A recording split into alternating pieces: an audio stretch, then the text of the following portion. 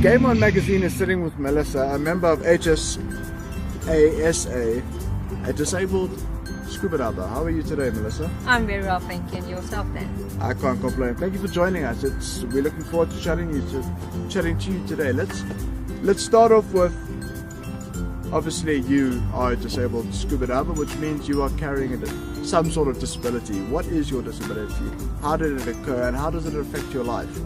Well, doctors diagnosed me with muscular dystrophy, and so it's muscular dystrophy is a group of muscle diseases that causes weakness and in the muscles and causes some muscles to waste away.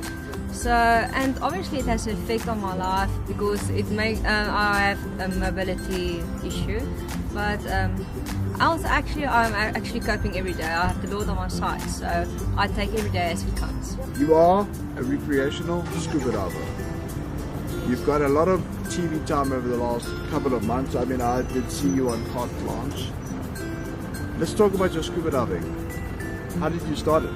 Why scuba diving? Out of all the sports that the disabled can participate in, why did you choose scuba diving? So I got the opportunity to scuba dive, and I grabbed the opportunity with both hands. And actually, at that time when I got the opportunity, I didn't know of any actually adaptive sports other than scuba diving of Handicapped Scuba Association. It's pretty incredible. Let's talk about that training. What does it entail? What do you have to do in order to become a certified scuba diver? Okay, well, when you want to become a scuba diver, you obviously have to get medical clearance from your doctor and give you the okay. And once you have the okay, you come to us and they just train you. Our instructors just train you. So you get the training material and then off you go into the swimming pool and open water. Melissa, how long have you been scuba diving for? I've been scuba diving for almost 5 years now. And what is your favorite memory of scuba diving?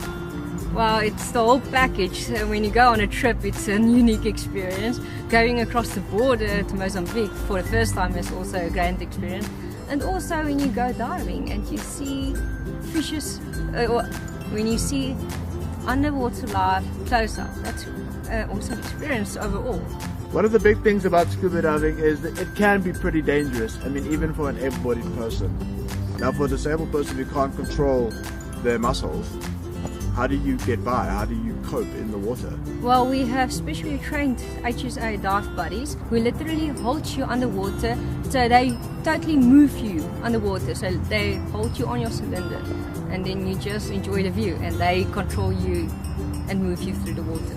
Melissa, you are Director of Handicapped Scuba Diving Association of South Africa. Let's talk a little bit about that. What does your organization do?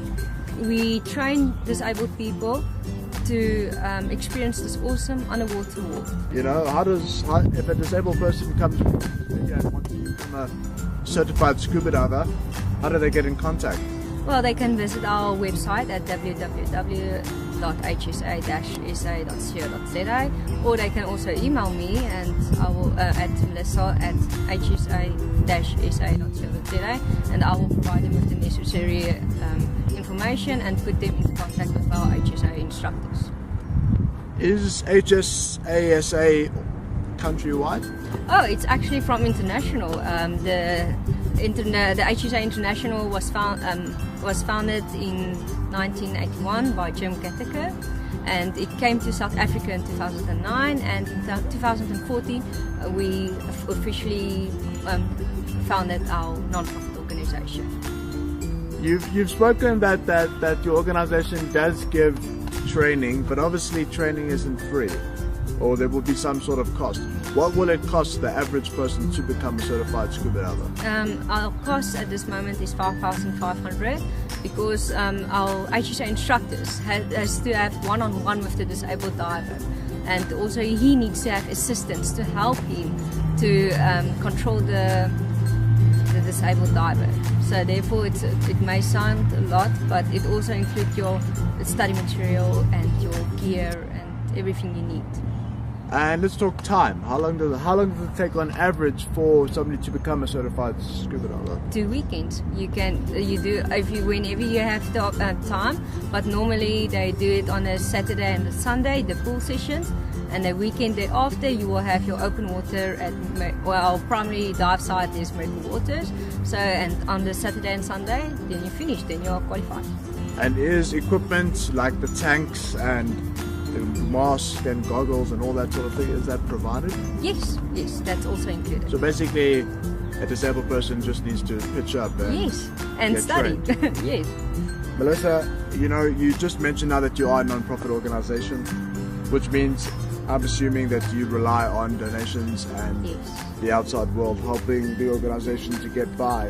What do you guys do in order to fundraise? Well, annually we hold fundraising events in order to raise the necessary funds in order for those who aren't able to dive to pay for themselves for their courses. So we raise funds to pay for their courses and to take them on scuba diving trips. So therefore we need all the help we can in order to make a difference in other people's lives, because that's our vision and mission as HSA SA, to make a difference in other people's lives and enrich their lives so that they too can see this life despite your disability. Definitely. Melissa, let's talk a little bit about what are the difficulties that the organization faces in terms of getting disabled guys out. I mean, obviously besides the financial implications, but what are the difficulties that the organization struggle with? Well, we have to, whenever we take scuba divers, for example, on a trip, we have to make sure that it's accessible. And even if it's not accessible, we make sure we have paid workers who will be able to help the disabled people to get around. So normally we just make a plan because our heart is to take the people. So we make a plan to take them and we get things done. So we obviously have the help of our HSA buddies and instructors, yes. So we work together to get it done. Let's talk a little bit about the rest of the year's events.